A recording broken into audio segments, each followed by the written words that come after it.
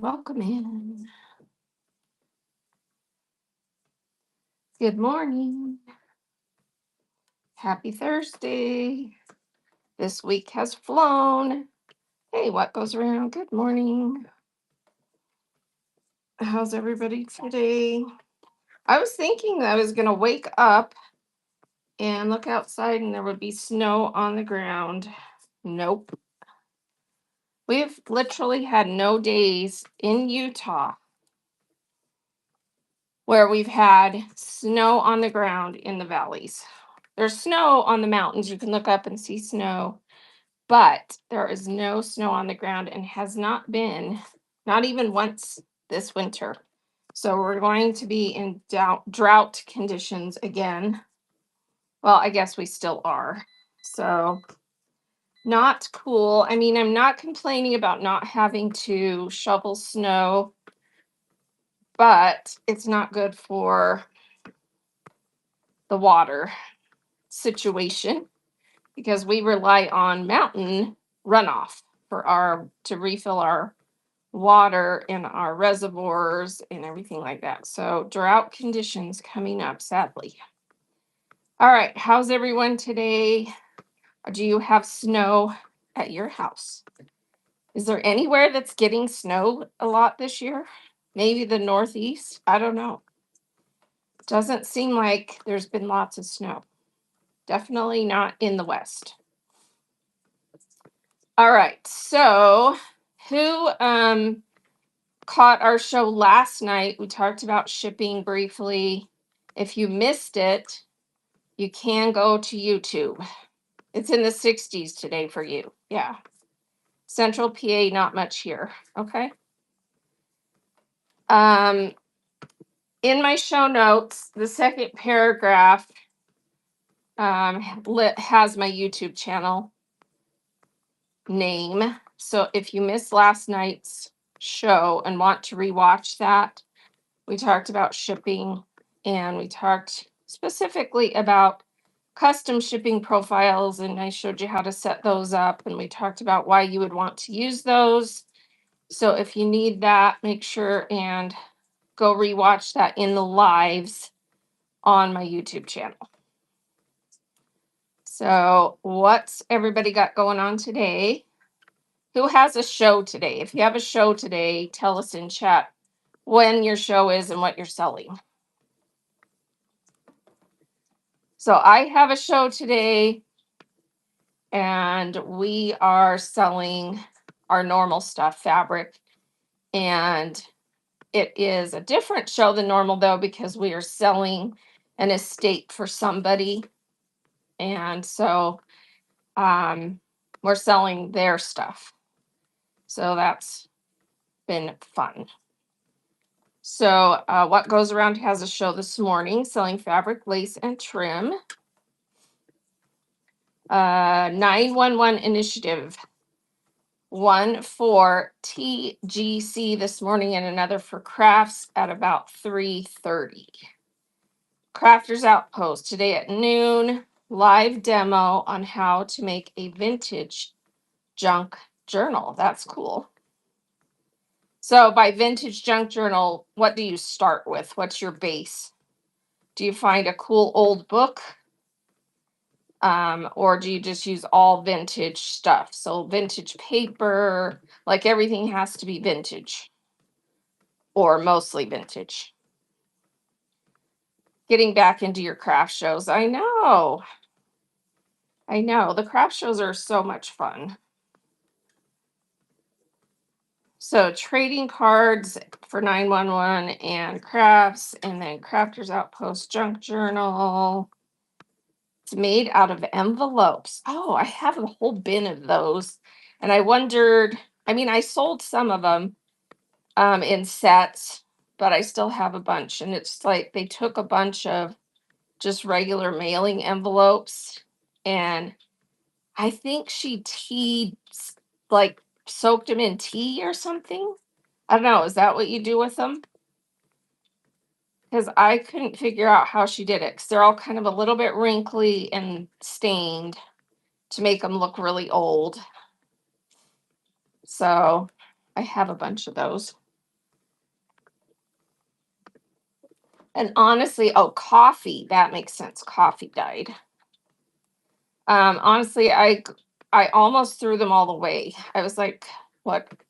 I mean, because it's just a bunch of wrinkly, stained envelopes. And I was like, what do you do with these? So I'll probably sell the rest of them in a big box or something for cheap. Because it's just some envelopes. Someone did that too. Hey, Amaluna's mom, how are you today? Welcome in. So I love the junk journaling. I don't make them myself because I just don't have time, but I love to see what everybody else makes and I love to sell all the stuff that everybody uses to craft with. Hey, Idaho Flippers, how are you? Welcome in. Idaho is the next state over to the north. So, yeah, I love it making kits for the 911 dispatchers. Oh, that's cool. That's cool. Diva Doll, welcome, welcome. So, yeah, I just asked in chat if you have a show today and what you're selling. You did a video to show what you're making. Oh, cool. Yeah, let me go bookmark your show. So, live demo, easiest, fastest way to make junk journals. Okay, I've got it bookmarked. I'll try and pop in for a minute. I've got my granddaughter today, so no promises until our show. She's almost 2. Well, she'll be 2 in June, and she is into everything, all over the place, doesn't hold still. So usually when I'm with her, I'm like running around the house, trying to keep her out of things. I've had to somewhat, well, I'm able to shut certain doors, and then we have a door between our kitchen and the rest of the house that I can just close, and our kitchen is connected to our family room. So I can usually corral her pretty good. And so far, she's scared of the basement. So she has no desire to go down those steps because I've told her it's bad and scary, and she hasn't tried to go down those. So we'll see. What she wants to do is go outside every day, all day. She's an outside person. She would spend her whole day out there if you'd let her. She loves to explore. It's adorable. All right. So, yeah, I was asking if you have a show today and what you're selling. And so, if you want to share that in chat. And then I just need to know if you'll read the show notes. I need to know what people need help with. So, what do you need help with? What are your concerns? And again, if you missed our show last night, we talked about shipping, and you can rewatch that show on my YouTube channel, which is in the show notes. So if you have any questions, specifically topics you want to talk about, um, bring them up. And otherwise, so Whatnot Speeds, it seems like they are taking out a lot of money every show. Oh, fees. Okay. So let's talk about that. So if you look at go look up in frequently asked questions, Whatnot fees. And let's specifically talk about the transaction fees that they do. So let's go, let me just pull it up so that you guys can see. So if we go to frequently asked questions and type in Whatnot fees,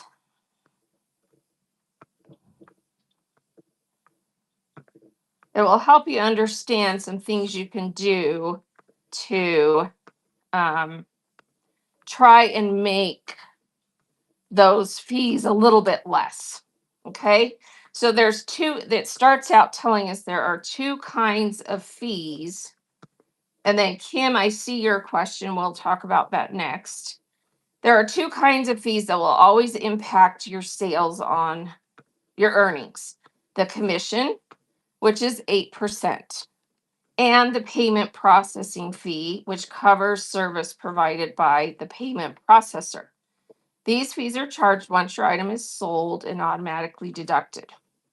While we feel the term fee broadly in this, we use the term broadly for clarity, commission is a charge calculated as a percentage of the final price, which includes the price item sold for, but does not include shipping or taxes. For example, if the seller started the auction at 1, the buyer wins it for 20, the final price would be 20.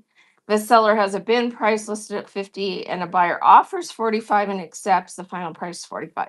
Okay, we get that. So payment processing fee is charged, calculated as a percentage of the total order value of a transaction, which is the final price of the item sold plus the shipping and the tax. So you have the commission, which is just the percent of the sold price. But then you have the payment processing fee, that is the final price of the item plus shipping and tax. And that's because that's the amount they have to process. Does that make sense? So they have to process that total that includes the tax and the shipping. And so you're charged a processing fee based on that. All right. And then there's also and that payment processing fee is 2.9% of the total order. And then you also get charged 30 cents per transaction. Okay. And then coins and money do get a reduced commission, but all other categories, it's 8%. Okay. So, yes, like what goes around is saying in chat, bundling is not avoiding fees if you're bundling items together to have a higher value so that when you sell it, you're getting a higher dollar amount on the item, which helps offset the order value. Because if you do a 30-cent transaction fee on a dollar sale, that's like you get nothing on that order. I think it comes out to about 33 cents or something, depending on there. So the people have calculated it out, and it's about the $10 mark is about where it starts to be less, the fee is less of a ding on your total transaction. So that's how it comes out. So when you do the math, it's coming out to about 15 to 17% total of everything you make because of how that is all calculated. Okay. And still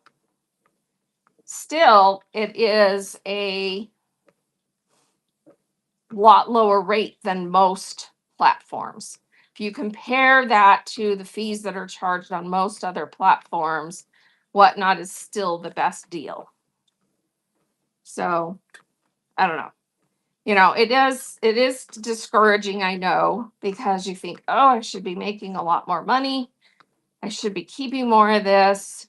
You've got to do things on your end to offset that. All right. And no bundling. Well, there is some types of bundling that you could say would possibly be fee avoidance if you're doing things a little bit hanky. But just deciding to sell 3 pieces of fabric together instead of one at a time, that's not that's not fee avoidance. So think through if you're doing something that might be. Okay. So Kim Thee asks, shipping, if not everything fits in a large flat rate, what do you do? So it depends on what you're selling, but if you're selling fabric and they bought too much that will not, and it won't fit in a large flat rate box, then you need to unbundle that order and ship it in either 2 flat rate boxes or turn flat rate off and ship it Ground Advantage in a larger package. So it just depends on which is more convenient or works better. If you ship it in a larger package, you just have to be careful not to go over the dimensions that are allowed for Ground Advantage, which is 130 inches. So your package size, when you measure the height, the length, and the width of the box or the package, you need to have something that's not over 130 inches. So that's how you do it. So Kim says, I split one order into 2 large flat rate and it didn't charge me anything extra. That's because it used one of your adjustments. So everybody is given 5 free adjustments per week. So the first 5 times that you have to do something like that, it's on Whatnot. They cover the cost for the first 5 times that you have to do that. If you do it more than 5 times a week, then you have to start paying for it. And I showed you in the show last night where to see those adjustments. So when you're on the shipping screen, there is a little black like button thing on the right hand side above the orders that is called the sidebar. If you open the sidebar and scroll down, it will show you those adjustments. So if it says 5 out of 5, it means you haven't used any. 4 out of 5, you've used 1. 3, you've used 2, etc.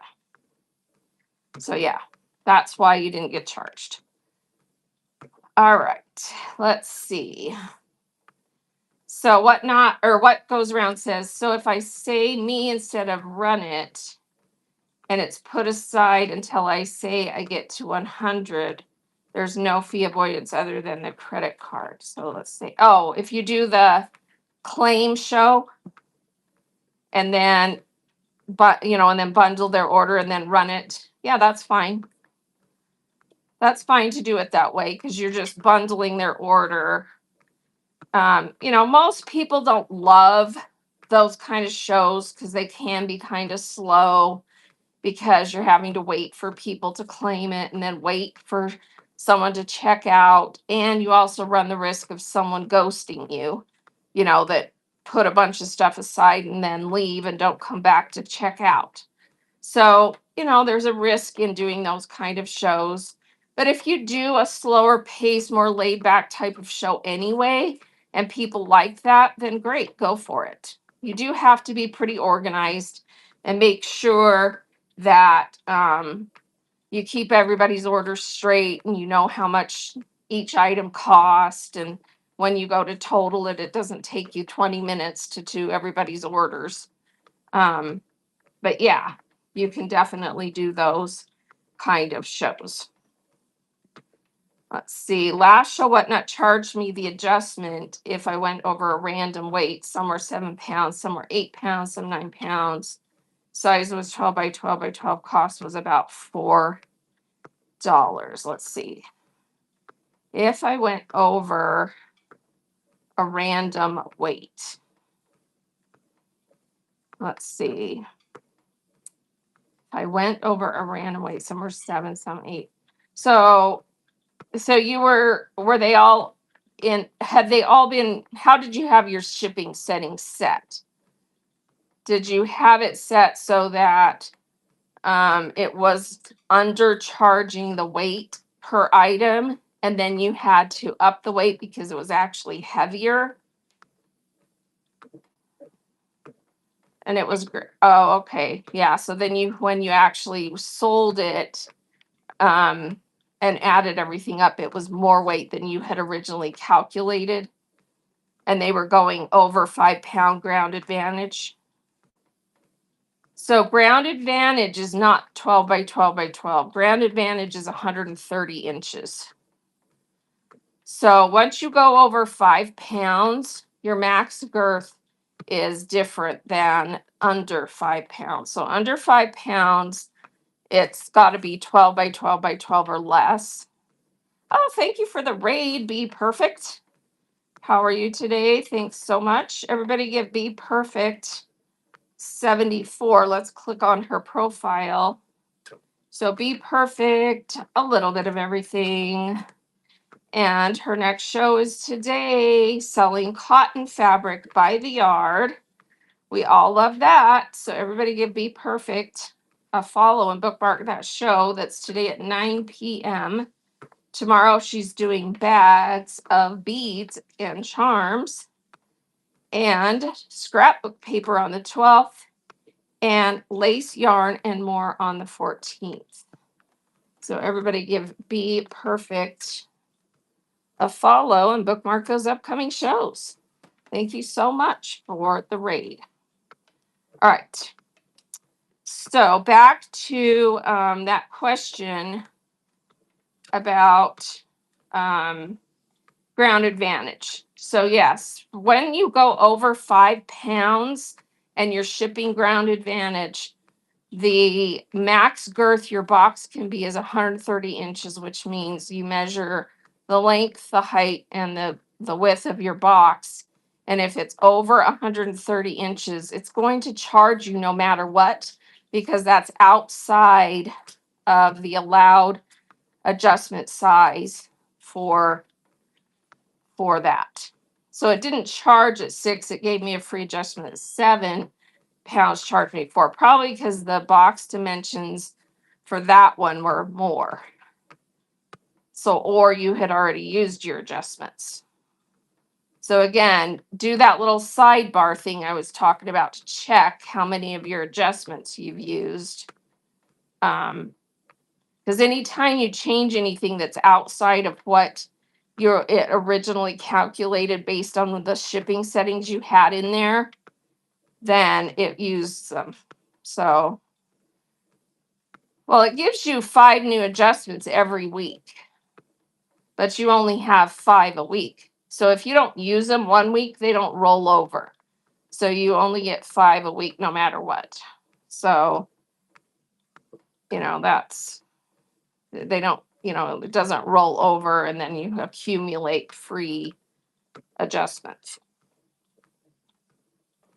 So I'm guessing that you had either used them all or there were a few that were outside of the normal size that you can use. It charged on the first box.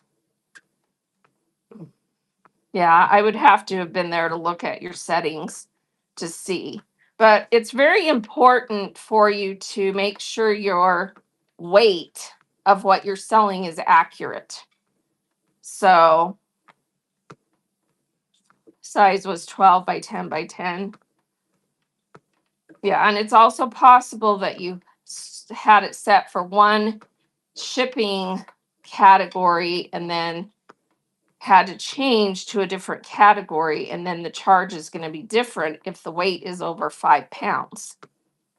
So it probably was charging you the extra to ship it priority over 5 pounds versus priority under 5 pounds. That's my guess. Because if you had it set on priority, that's how it would have calculated it. And priority over 5 pounds is more than priority under 5 pounds. Under 5 pounds, it's $9.21. Over 5 pounds, if you still have it set on priority, it's going to charge the extra cost for priority. So if your label was a priority label, it would have charged more. You had it on ground, but what did your label print out as? Did it print as a ground advantage label? Oh, it printed as ground? Yeah, so I don't know. I'd have to look at your settings, but something that you either had in there or that, your box size was too big or something. So make sure when you sell that your weight of your items is accurate as possible so that on the back end, you're not having to add a bunch of weight and get dinged either with adjustments or additional charges because you sold everything underweight. So be careful with that. Also, if you do sell things underweight accidentally, make sure you adjust it on the back end to be accurate, because if you send a package saying, you print the label without changing it to the correct weight, and you send a package, it could either end up being sent postage due to your customer, or they can reject it and send it back to you because you didn't have it accurate. And you don't want to risk that. So make sure your weight is accurate when you ship. So always put your listings in. If you use just random pull listings, make sure you have multiple ones that you can choose from that are different weight categories, so that you're not, and I know there are big sellers that have one listing and they sell everything under the same weight. But they can do that if they're a big enough seller and they have a big enough audience. And then on the back end, they adjust it and they're willing to pay part of the shipping because they're selling enough that it doesn't matter. But if you're not one of those big sellers selling thousands of items every day, you can't afford to do that, because it will eat too much of your profit. So, be careful about selling everything under the same weight if you don't have a big enough audience and don't have a big enough volume of sales. And because I do know there are sellers that you'll see that that's what they do, and you think, oh, well, that's how I should do it. Well, that only works if you have a high enough volume of sales that you can adjust things and offset, and you're willing to pay part of the shipping. And always take shipping advice with a grain of salt, because everybody sells different stuff. So when you listen to information about shipping, make sure it makes sense for what you're selling. That's why the document that I put in here is guides you based on what you sell. Hey, B. Haynes, how are you? I have a question for my Whatnot statement, annual statement for 2025, showing $10. I'm new seller, started in 2025. So the statement that you're getting from Stripe, because if you're getting a 1099, it comes from Stripe, and it will show you your total sales. It should be I don't, that's kind of weird. So if you look at your analytics, in the finance section under analytics.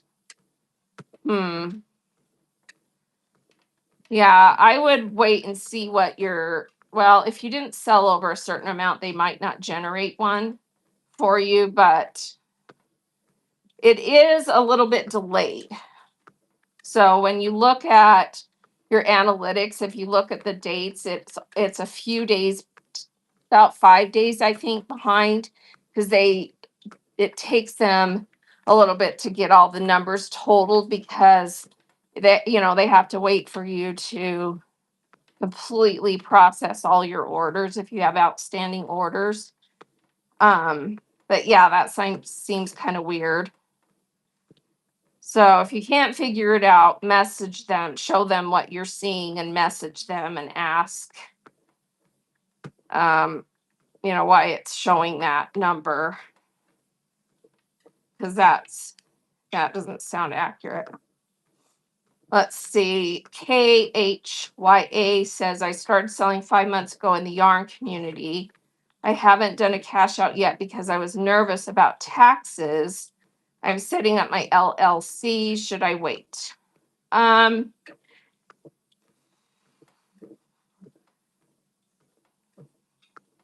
Well, so an LLC is just to protect you, as far as keeping your finances separate as a business. So that doesn't matter really. But honestly, you just need to ask. I would get an accountant if you feel like you've sold enough that it's going to affect your taxes, go talk to your accountant before you do anything, because there are things you can do, to help offset if the income is too much and it's going to change your tax bracket. You can contribute to your IRAs, you can do other things. So if you're concerned about that, if you made enough that you think it's going to be a problem, then go talk to your accountant and figure out what you can do, because you can actually contribute to your IRAs um, after the first of the year and still have it offset. So yeah, B. Haynes, if you made enough, go into frequently asked questions and type in 1099 and it will tell you if you'll get, because I don't know if there's a dollar limit before that you have to have made before they'll actually generate one. It might be over that, it might be over that 600. So if you made less than that, it might not automatically generate one. But yeah, your 1099 will come from Stripe. You'll get an email in the email account that you use on Whatnot. And they usually get them generated before they have to legally have them generated before the end of January. I think mine came mid-January last year. So be watching your email for that from Stripe, and it'll tell you it's ready for you to go look at and print. So watch for that. Yeah, you're welcome. You're welcome. Hey, lovely Pinto's here. Are you homesick today?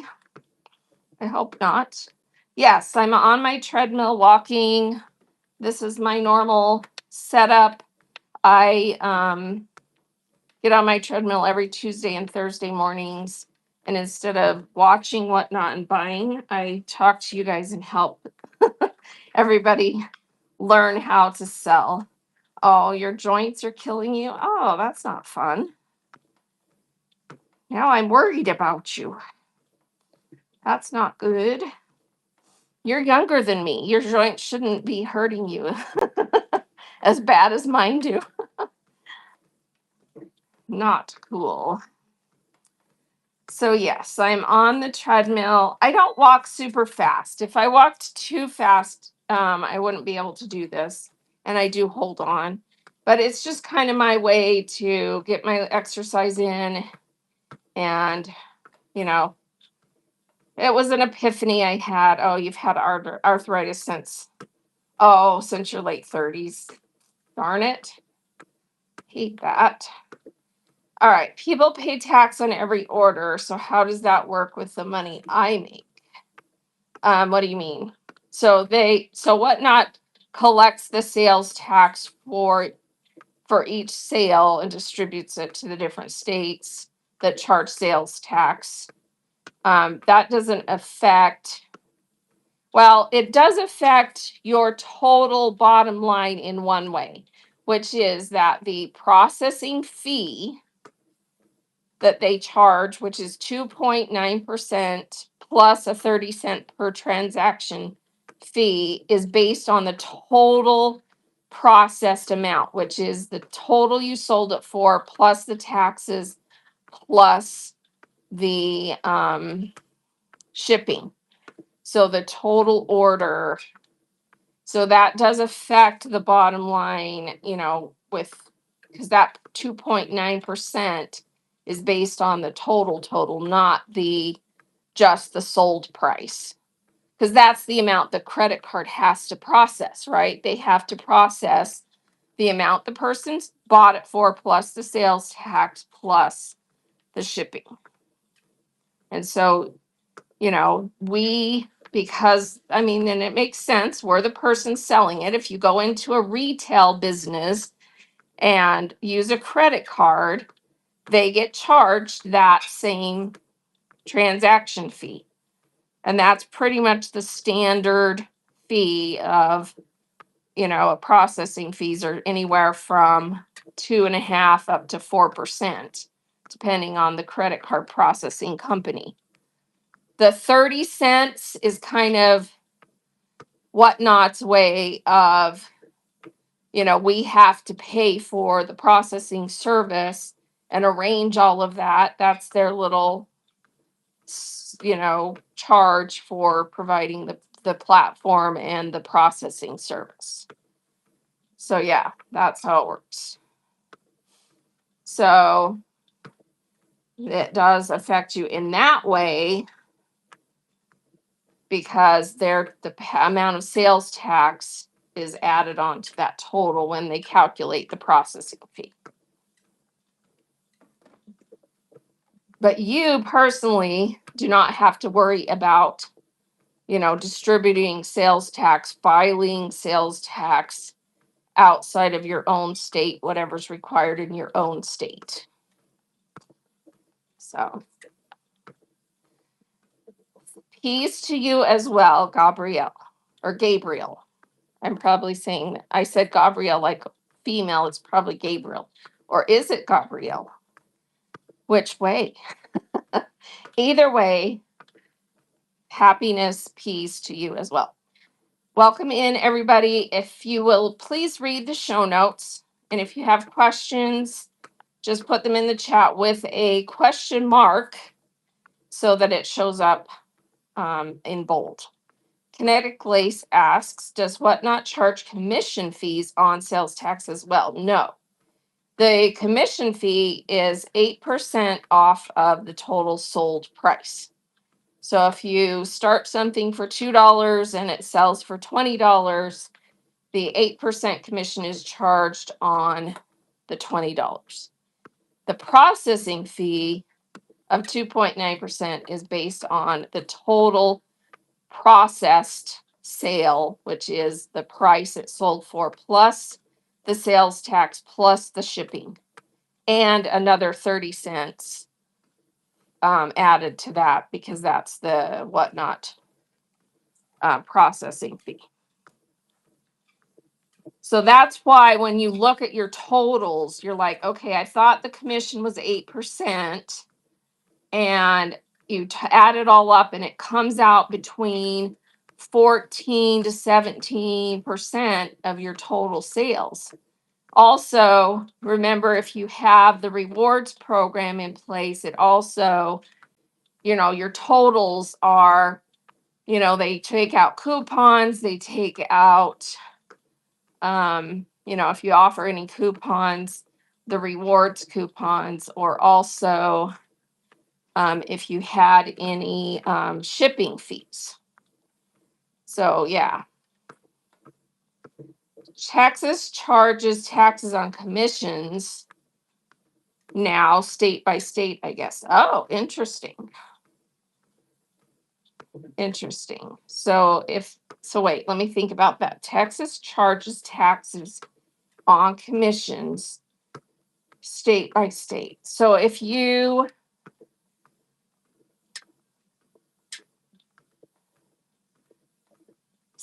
in a job where you make tips or commissions, they're charging you. Oh, I think that's pretty normal. I think most states probably do that, right? But how does that apply to commission on your end? Okay. Yeah. Hey, Lone Pine, welcome in. How are you today? And Fashion Addicts Closet, welcome in. Oh, you got an email a few months ago from them saying that it's going to be that way. Okay.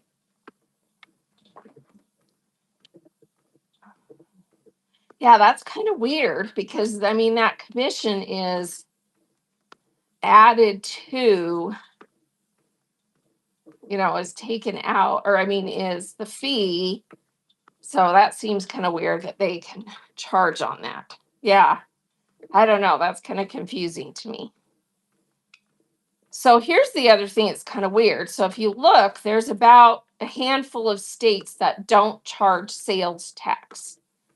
I know Delaware is one, Oregon is one, New Hampshire is one. What's the other one? Alaska. So if you sell something to someone in one of those states, there'll be a little bit less of a processing fee because they don't have to pay sales tax. Oh, you got one from Poshmark too. Okay, interesting.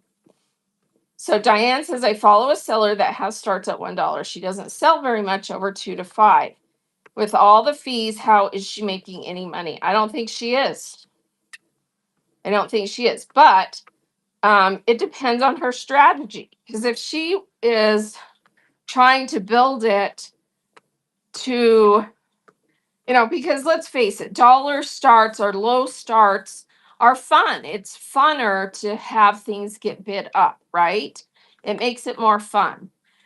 And so maybe her strategy is I'm willing to take a loss for a few months until I build up my following and build up my clientele, and then and then I continue the lower starts, but it with a bigger audience, things start getting bid up more.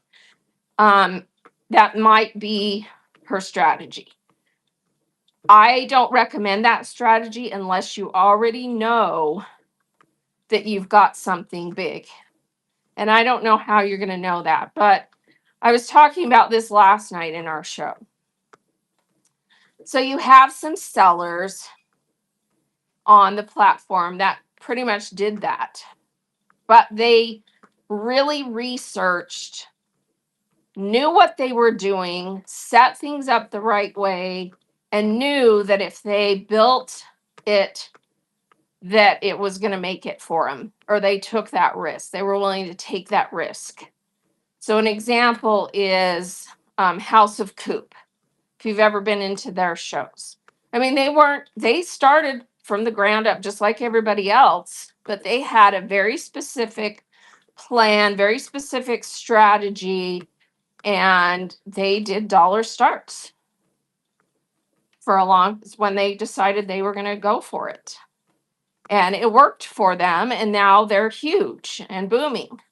So it just depends if you can put in the time, the effort. You've got to go live very frequently to make that work. It's just a strategy. Let's see. I got a package the other day that I paid $36 for. It was a steal, but I swiped at least 12 times and she paid $34 to ship it. Why would she have paid $34 to ship it? Was it something massively huge? That makes no sense.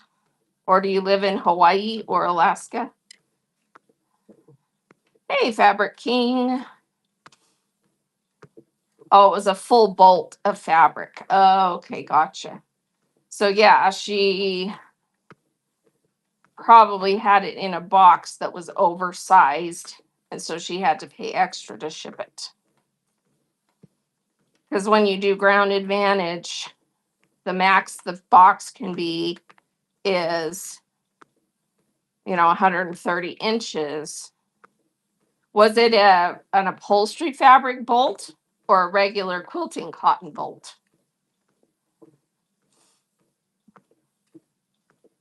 Yeah, maybe she was out of adjustments. Maybe she had run out of her adjustments, so she had to pay a regular quilting bolt. Yeah, I don't know. But you could see that she had paid. Did she process it through Whatnot using a Whatnot label? How do you know what she paid?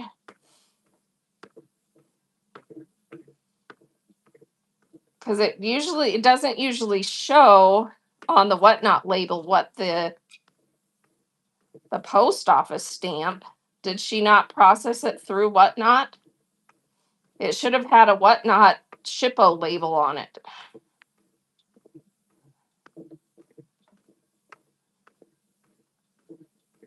Yeah, that doesn't feel good. Yeah, that doesn't sound right. Because if it had a post office stamp on it, that means she didn't fulfill it through Whatnot. She went to the post office and sent it on her own. Yeah, she probably didn't get paid at all if she did not process it through Whatnot. You have to fulfill all your orders through Whatnot if you want to get paid. Because if you just take it to the post office and ship it, then there's no label that got printed, or maybe she printed the one through Whatnot, but went and sold it and then went and shipped it separately because maybe the label for Whatnot was even more than $36. Yeah. That sounds to me like you need to recommend that she needs to come and learn how to do her shipping. So, yeah, right? Yeah, and she probably did take a loss. That's too bad. But I mean, that's the risk people take if they don't come on here and learn how to do the platform before they start selling. Diane says, when you receive a broken item, should you first notify the seller? You should always first notify the seller, give them a chance to make it right. And then if they don't respond, then you can go through Whatnot to try and see if you can get refunded. Sellers are dinged for, if there's if they're at fault for anything, they are dinged if you get a lot of returns or a lot of return requests or a lot of cancellations. It does affect your account. So it is hard on sellers, but give them the chance to make it right first before you just automatically request a refund, because maybe they can, you know, maybe they have more of that item. Maybe they'll make a deal with you and give you a coupon. I don't know. Go through them first and give them a chance. And then, if it's the post office's fault, they had it packed correctly and nicely, but the post office ran over it with a truck. There's no way you can pack anything, safe enough if they do things like drop it 50 feet or run over it. It's all going to break, right? So if that's the case, it's not really the seller's fault. And then they can file a claim through the post office. So, yeah.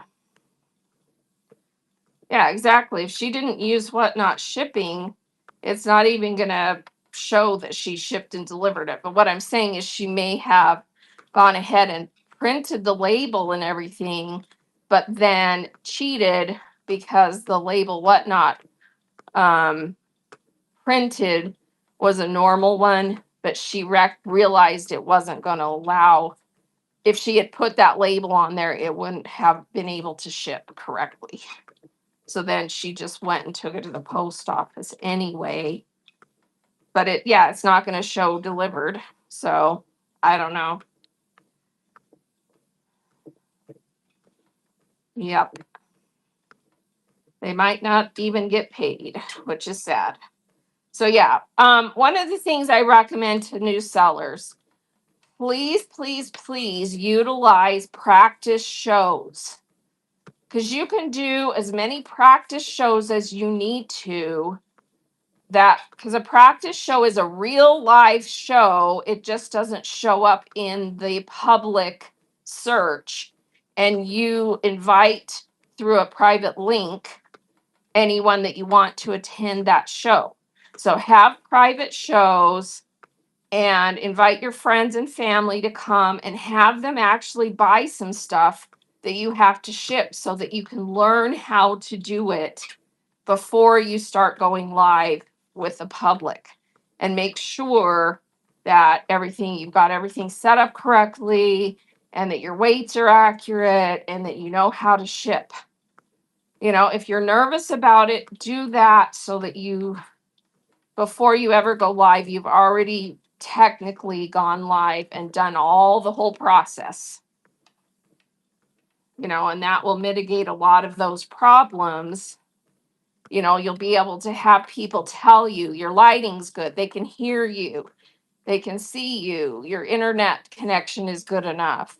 And then on the back end, you've learned how to ship and know that you had the accurate weights in there, or how to do different things, and try selling a few different things. of different sizes. So you learn how to do all the different things. So, yeah. I noticed some sellers don't include an invoice or shipping info. Seems like you would include this. I always include a packing slip. I think it's super important to have something inside that package with that person's name and address on it so that if something happens to that package, they can figure out, who it goes to. Plus people want to know who it came from, right? That so they know they got that package, they got that order.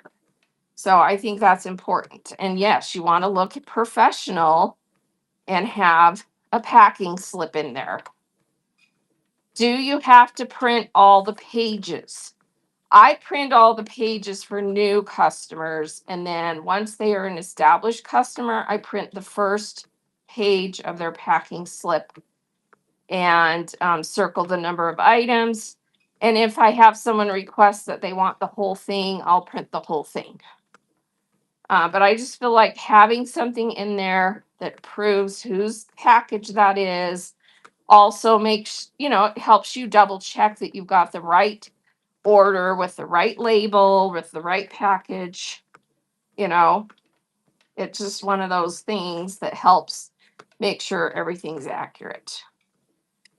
Fabric King says the practice show helps you get the weight and shipping costs correct for both you and the buyers. Yes, absolutely.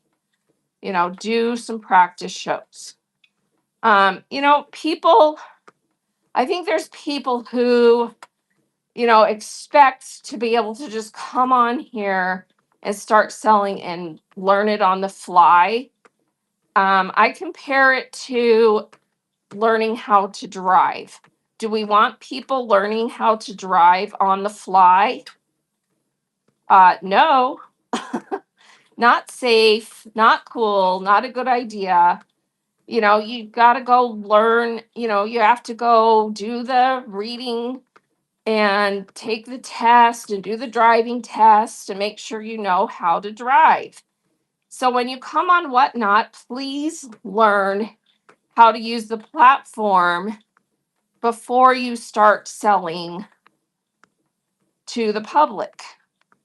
Go take all the tutorials, go read all of the information, and do practice shows to make sure you know how to use it before you just go live. Okay. Diane says, I've noticed some sellers wrap the item with saran wrap and others don't. Do you feel like it's good? If you're selling things that are breakable, do the best you can for what that item is. So go watch, videos about how to pack certain types of items.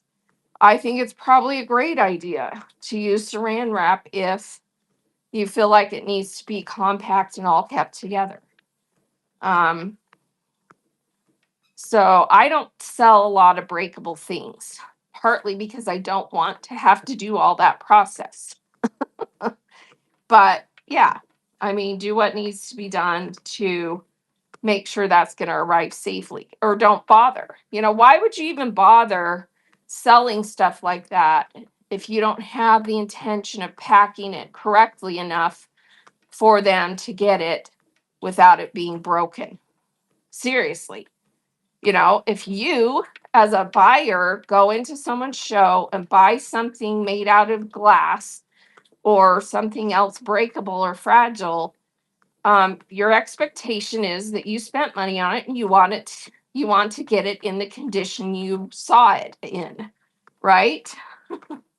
So if you're not willing as a seller to do what's needed to pack items correctly to get them to the buyer in the condition that you showed it in, don't sell it.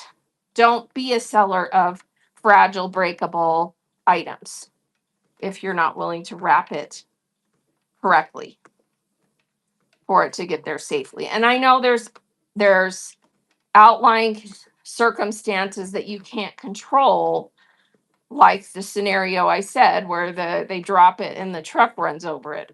Then the post office should have to pay for that because they damaged it.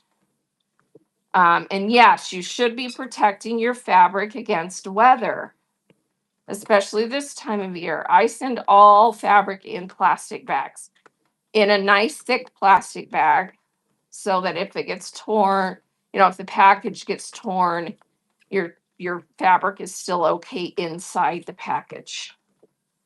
Yeah. So you got a 4-pack of bubble wrap on Amazon delivered for like 55 for the same rolls that are 30 elsewhere. 4-pack. Oh, so you got 4 rolls for 55 versus 30 each. Yeah, I got you. Okay. Yeah. So watch for deals. Yeah, watch for deals on packing supplies. I know packing supplies are expensive. But do upcycle too. There's no reason you can't reuse the cardboard from boxes that are no longer usable to ship in. You can wrap things in tissue paper, bubble wrap, and wrap a piece of cardboard around it. And honestly, if you sell smaller fragile items, think about it this way. If it's got tissue, bubble wrap, tissue, cardboard, and then you put it in a poly mailer, it's probably actually going to be safer sent that way than in a box. And here's why. Because when the post office is shipping, the boxes get all put together, and your box may only weigh, a pound, and it's sitting underneath a box that weighs 20 pounds and it gets smushed and crunched, versus a poly mailer where you've put a smaller item wrapped all carefully with bubble wrap and saran wrap and all the whatever you feel like it needs. In a poly mailer, it's getting put in with the poly mailers of lighter weight items, and it's just a big cushy bundle versus a box. Right? So kind of think outside the box. Right? Okay. On that note, keep in mind if your items need the extra packaging when you calculate weight. Yes. Yes, absolutely. So if you're selling a small glass item, but in order to ship it safely, that 3-ounce item is going to end up being 16 ounces. You've got to calculate that in your listing and make sure you have it listed at the correct weight. Okay.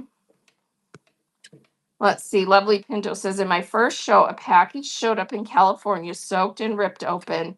Everything was sealed in plastic bags. We went over her invoice. Everything was there, luckily. Yeah, I've had that happen a couple of times too. One of my customers, so Island Girl Mick, I'm calling her out. She lives in a rural area, so her mail is delivered by a rural route carrier, which are like, I don't know, the stepchild of the post office delivery people. And she claims that her rural route carrier hates her because every package she gets is just like beat to heck. So I actually try to send her orders in poly if I can, because I know it'll get there in better condition than boxes. Lone Pine says, I got a big cardboard box that wasn't even taped closed, just folded, and had obviously broken open completely during shipping. Yeah. I mean, seriously, people, if you want to sell and you can't provide good customer service and fulfillment, don't bother. Just don't even bother, because it's not going to go well for you. If you can't, ship things properly and respond and make things right, it's just not going to go well. Not going to go well. All your movies were still there. I know. Isn't that amazing? Sometimes you get packages and you're like, wow, this actually made it. So I got something returned. I think it was one of those scam orders that a lot of us are getting. So that's a scam that's going around. I don't know exactly how it works, but they come onto platforms and buy stuff that's between $5 to $10, and it's coming from one of the states that does not charge sales tax. So we're talking Oregon, Delaware, New Hampshire. And I think what they're doing is they're using stolen credit cards, and they buy a low dollar, high enough, but that they know, but low enough that it's not, um, you know, going to stand out. And they're testing to see if that credit card is going to go through. And then once they've bought something and they can see that it's gone through, then they start going nuts and buying everything with that card because that's a legit card, right? So then you fulfill the order. They just pick a random person. They find someone's, it's a real person. They find someone's name and address in that state to choose as the place they're sending it. And then you send the order. And then when you go back on to look, because you got it returned in the mail saying unknown, because whoever the person they sent it to is like, this isn't mine. I didn't order this. They reject the package, and it gets sent back to you. Then you can't resend it or anything because that person, that username doesn't exist anymore. Or when you go in and look, it says that they've been banned from the platform for illegal activity or for, I don't know what the wording is exactly. So I feel terrible because someone's credit card was stolen and used to buy something for my shop. But I got a package like that back in the mail yesterday. It had been opened, you could tell, and the post office had taped the side, sort of. The contents were hanging out. And then they put it in a separate plastic bag and returned it to me saying, undeliverable, not able to forward. So apparently that's one of the scams going around, is they buy stuff online using stolen credit cards to test them out, and they use the states that don't charge sales tax. So it never gets charged back. So I mean, I get the money, but it makes me feel terrible because it wasn't a legitimate order. Why the states that do no tax? Because then they don't get charged the sales tax, and there's no tracking on it. I'm not sure exactly what their process is because I don't think like a scammer, so I'm not smart enough to figure out their intricate scams they do. Which I'm always laughing in my head because I'm like, the amount of thought and work and process they put into doing all these scammy things. That's a lot of work for a lot of risk. And then you could have had a legitimate job or a legitimate business for the same effort. It's like, seriously? I guess there's some people that just feel like, doing things shady. Yeah, we can't think like them. We can't. We literally can't because, yeah, I just am not that kind of person. So, yeah, because I'm not a huge risk taker for one. Just even the thought of doing something illegal that would put me in jeopardy of, I'm one of those people that you watch one of those documentaries about someone who got put in jail for something they didn't do. And I'm like, in my mind, I'm like, okay, what do I have to be careful about so I'm never in that situation, you know? Because I'm just not, that's not who I am, right? Yeah. So anyway, I don't get it. I don't get it. But obviously there's a lot of people doing a lot of risky business. I mean, the stuff that's going on in Minnesota right now, I'm like, it kind of blows my mind. All the steps and all the different people who had to be willing to overlook, not report, not fill out the correct forms, all the things they've had to do to try and scam our tax money. And it just kind of blows my mind that there's that many people that are willing to do all that scammy stuff. I'm like, seriously? And that that it's been going on for a long time. Yeah, it's so bad. I don't really watch the news either, but Bert's kind of a news junkie, so I get to hear about it. And sometimes I'm like, okay, enough. But then I get curious because he'll tell me about it. So, yeah, you used to be a news junkie. Yeah, it gets overwhelming. There's so much crap in the world, right? And it's like, oh my goodness. So not cool. All right. So, everyone here, if you need, just basic help, basic information, take screenshots of my show notes. That has all those star bullets of all the official places to go to get help.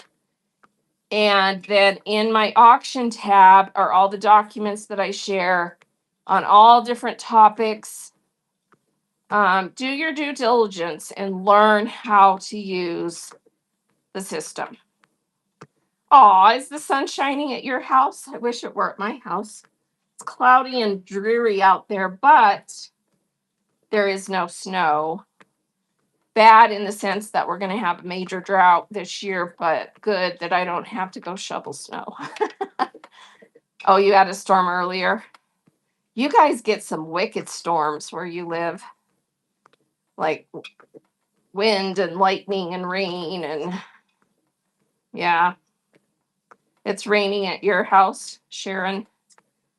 Yes, I don't think it's raining right now. It did earlier. It's wet outside, but it was supposed to snow, and it probably did overnight, but not enough to stick. It all melted. So it was probably just wispy snow. So Utah's famous for dry, powdery snow.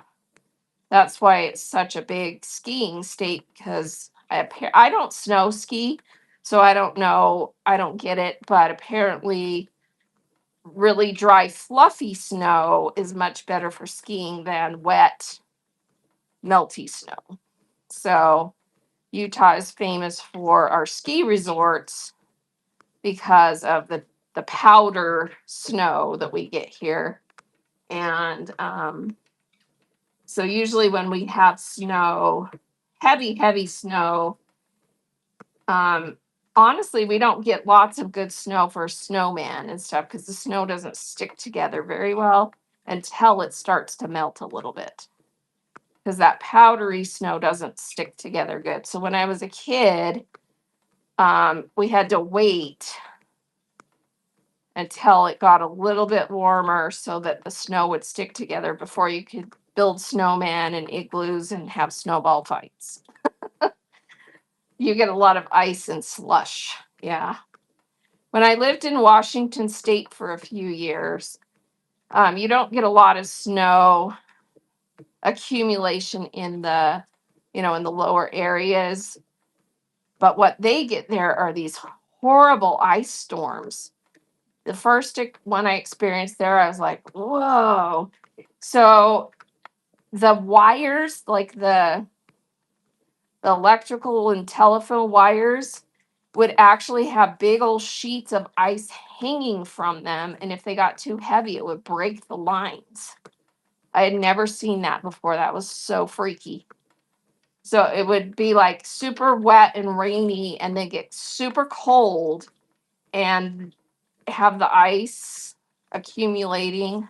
So that happens there. Yeah, that was kind of scary to me because you'd be driving somewhere and all of a sudden a wire would break and sparks would be flying, and you're like, whoa, that was kind of scary. So, and then it would do things like, ruin people's roofs, and you'd get trees that big, huge branches would break off of because they'd get heavy with ice. Yeah, black ice on the roads. That's kind of scary. We do get that here sometimes. because they'll plow. And if they don't put out sand and dirt at the same time, the snow, when they, there's like a thin layer when they plow and it kind of turns to ice if the temperatures are cold enough. That's scary. When I was a kid and started driving, the town that I grew up in is actually one of the coldest spots in the state, and it's in a basin, and so the cold just settles in. And so we had really icy roads in the winter, and you just drove really slow because you pretty much knew that when you came to a stoplight or a stop sign, you weren't going to stop. So you had to drive really slow.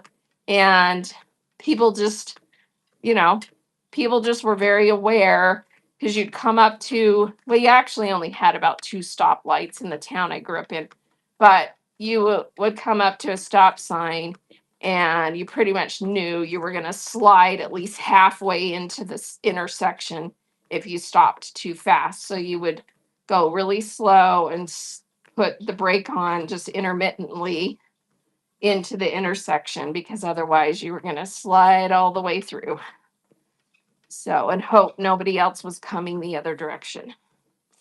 And I probably in my, 16 to 18-year-old years when I started driving, I probably did quite a few 360s where I was going a little bit too fast and my car completely, whoop, whoop, whoop a few times because of the ice.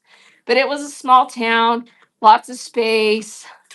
The worst that could happen maybe is you might end up in a ditch. So, you know, I did almost hit cows once, and I still don't know how we didn't hit the cows. Honestly, I think there was some divine intervention. My sister and I were driving on a little road, narrow road, out in the middle of nowhere, going to a friend's house or coming from, I don't remember. And all of a sudden, there was a big old cow and a calf in the road. And, I went to stop, sliding all over the place. And all of a sudden, we were on the other side and we didn't hit the cows. I'm like, okay. Somehow we didn't hit the cows. When Meredith was a baby, I got stuck on a bridge that had frozen over and couldn't get traction. Oh my gosh, that's so scary. So did you just kind of stop and stay there because you just couldn't? How'd you get out of that situation? Oh my goodness. I thought I was going to get plowed into. Yes, that is so scary. So probably my scariest ice and snow story happened a few years ago. We were driving to Denver and got stuck up there by Aspen, and the freeway was packed. I mean, packed. And it was one of those situations where it was so cold and there was just enough snow accumulation on the road that people were driving on it and it was packing down and it just was so bitterly cold that it was like driving on a sheet of ice. And no matter how slow you were going, everybody's cars were just shifting around. And I was so scared we were going to get into one of those, massive 50 car pile up kind of situations. We almost hit people a few times. It was so nerve wracking, just because there were so many people crawling along. Yeah, it was the worst. I was like, I'm never doing that again. I hate that road anyway because they have those tunnels and they narrow the traffic down to 2 lanes, and the tunnels open and close for the different directions of traffic at different times during the peak times, and so the road just gets so backed up. Rebecca's like, I'm never leaving the house again. Sorry. We're giving Rebecca trauma. Yeah. But, the older I get, the more nerve wracking it gets. When I was younger, you were like invincible and you're like, whatever, wow, I didn't hit that cow. Crazy, And now thinking back, I'm like, oh my gosh, I can't even believe that happened, right? So kind of funny. All right, and now we're going off on a totally different divergent track that is not helping anybody. So, does anyone need help with anything before I wrap it up today? Any questions you have, anything you need help with? Probably the best thing that I've ever done to share with people in these shows, one of the best things is this document that I just pinned. It's just one of those, it really makes you think about your process and what you're doing as a seller on this platform. So if you haven't taken a screenshot of this document called the 5 F's for attracting buyers, take a screenshot, just tap it again, make it big, take a screenshot. And it's one of those things that you got to read through a couple times and then just really think through all those things and write down things you need to do to improve what you're doing. And then the other exercise I tell people to do, if you're struggling in any way other than shipping, the other thing I tell people to do is go find 10 shows you've never ever watched, don't know anything about them, get a paper and a pencil or pen and put 2 columns on your paper. Why I wanted to stay, why I wanted to leave. Watch those 10 shows and write down, why did I want to stay? Why did I want to leave? And maybe some shows you won't have anything in both columns. Maybe you'll only have it all in why did I want to leave or why did I want to stay. But it helps you to put on a buyer hat instead of a seller hat and watch other people's shows you've never been in and just really have some good thoughts about what you need to change to do differently to make your shows better. You're going to see some good ideas. You're going to see some really egregious things that you're going to be like, yeah, nope, not doing that.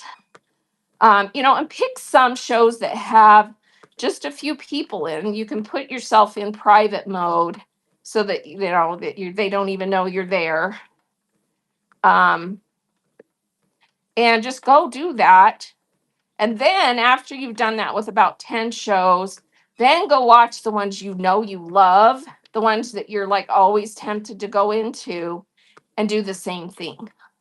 And really assess from the buyer's perspective why certain shows attract people. And you're going to get some good insight about what you can do differently to make your own shows better.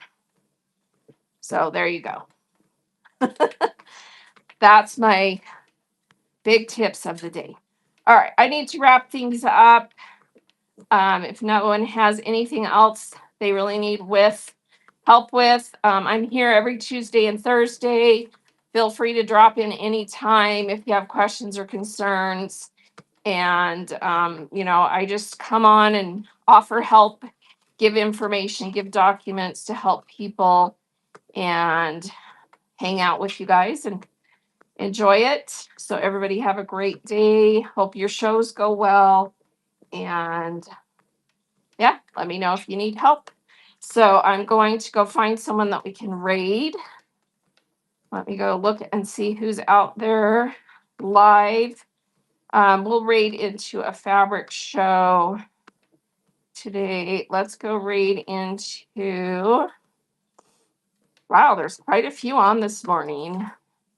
The other day yesterday, I went on and there were only 7 fabric shows live, which for nowadays is very unusual.